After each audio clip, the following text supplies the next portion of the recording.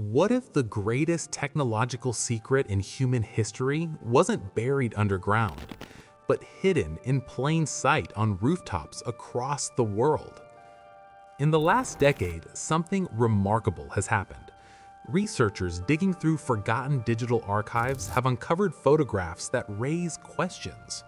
Images showing unusual devices on buildings from Australia to Russia, from India to Germany. Strange metallic vessels, spheres, and bowls that appear consistently across different continents and eras. These objects tell a story we may have forgotten. My journey into this began when I encountered the work of a researcher known as Tech Dancer. His investigations into historical photographs revealed patterns that made people curious about what our ancestors understood, what they built, and what became of that knowledge. Before we continue, understand this. The phenomenon we're examining shouldn't be limited by terms like atmospheric electricity or even etheric energy. Those labels are too narrow, too vague. We need to look at the evidence first, understand what we're actually dealing with before we try to classify it. Don't let familiar terms boxing your thinking. This isn't about ancient aliens or magic. This is about examining historical evidence. Physical devices that existed less than 200 years ago. Let me show you what's been sitting in the historical record. The discovery started simply enough. As digital archives of old photographs became accessible online, certain images began circulating among independent researchers. Photos from the late 1800s and early 1900s showing unusual devices. At first glance, they look like ornamental features.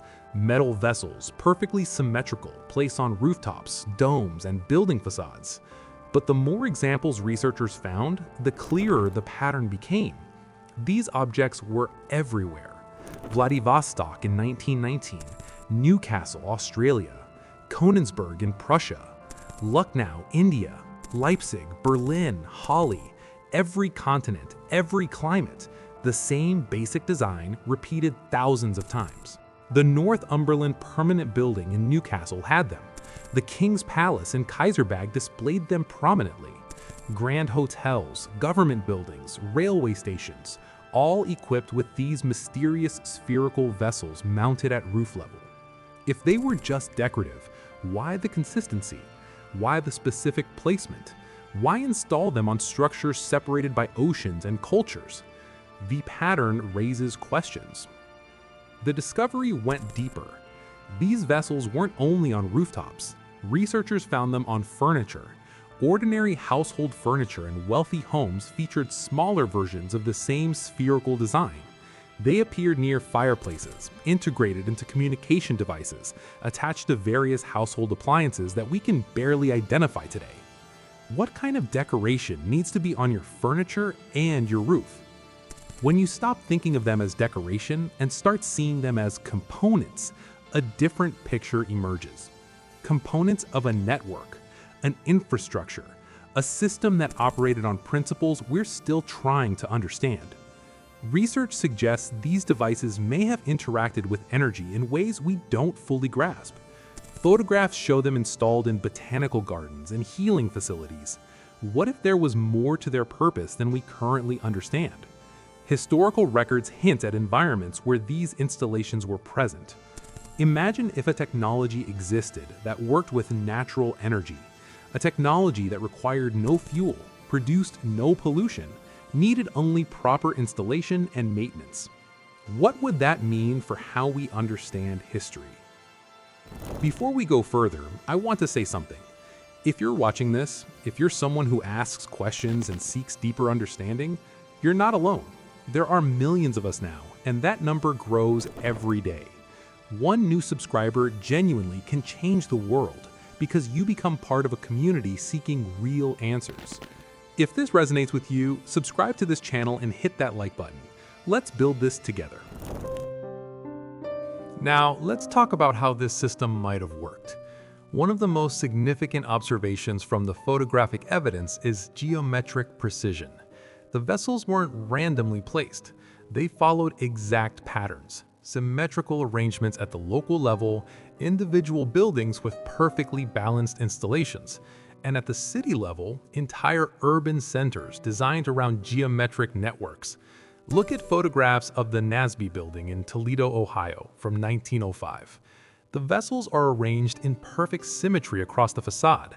Then examine the city of Palma Nova in Italy from above. The entire city is a geometric star with infrastructure elements positioned at specific points throughout the design. This wasn't just aesthetic preference. The geometry appears to have mattered for functional reasons. Researchers have theorized that the secret lies within the vessels themselves. Historical sources suggest they may have contained a specific substance, possibly synthesized using mercury and gold with a distinctive red color. Most surviving vessels are opaque, so we can't see inside, but the substance appears in other artifacts. Religious reliquaries, chalices, containers that museums classify as ceremonial objects. Many are empty now, filled with random items by people who may not have understood their original purpose. But some rare examples still contain traces of a red liquid. Renaissance paintings from the 16th century, like Jan Gossard's The Adoration of the Kings, depict these containers with visible red contents. Could this be related to what alchemists called the Philosopher's Stone, the legendary red mercury that officially doesn't exist, but appears in news reports when people are caught trying to transport it? After the fall of the Soviet Union, news reports documented attempts to smuggle red mercury out of the country. In Turkey, border guards caught 2 individuals trying to transport red mercury along with cesium and precious stones. The scanners detected radiation. Red mercury officially doesn't exist, yet these incidents were reported. If gold and mercury can be combined to create something unusual, interesting questions arise. Gold is the world's most reliable currency, expensive and difficult to obtain. Mercury was declared extremely dangerous and toxic, removed from household use. These are adjacent elements in the periodic table, similar at the atomic level. What if there's a connection we're missing? I found one piece of technical documentation worth examining. An article from Scientific American published January 21, 1888. The article describes something remarkable: Geissler tubes containing liquid mercury, not mercury vapor. When the mercury moves in a circle inside these tubes, when it experiences friction against the walls, the tubes begin to glow, not from external electricity. The movement of the mercury itself produces light. This is not how gas discharge lamps work. Those use mercury vapor and external current. The article specifically describes liquid mercury in circular motion generating luminescence through some other principle entirely. I've searched extensively. There's no modern explanation for this phenomenon. No physics textbook mentions mercury gaining these properties through rotation. Yet here it is, documented in a mainstream scientific publication from the 1880s. What if mercury, when given specific rotational movement and contained in specific materials, accesses properties we no longer work with, properties that were once understood and utilized? The article doesn't specify what materials the tubes were made from. That detail remains unclear. But the vessels were only one component. The photographs reveal other elements: columns, obelisks, pillars, usually topped with either vessels or specific finials, all part of what appears to be an integrated system. Examine photographs of Berlin from this period.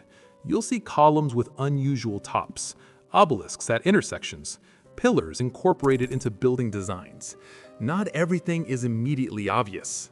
Some elements blend into the architecture so well that you have to train your eye to spot them.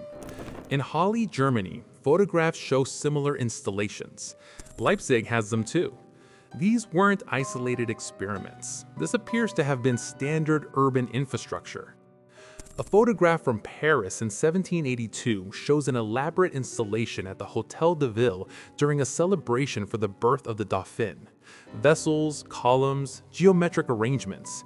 The technology was functional and celebrated publicly. By the time photography was widely available in the mid to late 1800s, this infrastructure was already changing. The photographs we have capture a civilization in transition, one system being replaced by something different. Look at Avenue de Paris in Toulouse, France. Columns that appear to have been part of an energy network now stand as ordinary poles where advertisements are glued. Trams are pulled by horses despite infrastructure still being partially visible in the frame. In Magdeburg, Germany, a photograph shows an obelisk scorched near its finial. Burn marks, damage that may have occurred when the system failed or when someone used the installation incorrectly as knowledge of proper operation was fading. Almost every photograph from this era shows both old and new technologies coexisting. The second half of the 19th century through the early 20th century marks the exact period when one technological approach was replaced by another. A photograph from Taganrog, Russia captures this perfectly. Elements of the old system visible alongside early electrical infrastructure. We're told this period was an age of unprecedented discovery. Electricity, the telegraph, radio, revolutionary breakthroughs that launched humanity into the modern era. But what if we're looking at it wrong? What if this was a transition, not necessarily forward? Think about what the old system might have offered. Energy technology that worked with natural principles, infrastructure that required no fuel, produced no pollution. Think about what replaced it. Centralized power generation, fuel-dependent systems, technologies that required new forms of infrastructure, energy sources with environmental costs. Why did one system disappear while the other became dominant? What if a healthy population with access to different energy technology would have developed differently? What if certain approaches to technology served different interests than others? These are questions worth asking. The evidence has been there all along. In museum archives, in old photographs, in the architecture still standing in cities around the world. We walk past these remnants every day without recognizing what we're seeing. But now, people are looking. Researchers are connecting the dots. The historical record is being examined with fresh eyes. Why were these vessels on every major building? What did they do? Where did the knowledge go? Why did gold and mercury become increasingly restricted or avoided? What actually happened during the late 1800s when one technological system was replaced by another? These questions don't have simple answers. They suggest our understanding of technological progress may be incomplete. They suggest we may have lost certain knowledge along the way. They suggest different energy approaches might serve different purposes. The photographs are real. The installations were built. The objects existed and functioned for some purpose. And if something existed once, understanding it becomes possible again. What if that's the real question? Not what was lost, but what we might rediscover. We've only scratched the surface here. The next part goes deeper. Share this with someone who needs to see it, and check out the other investigations on this channel.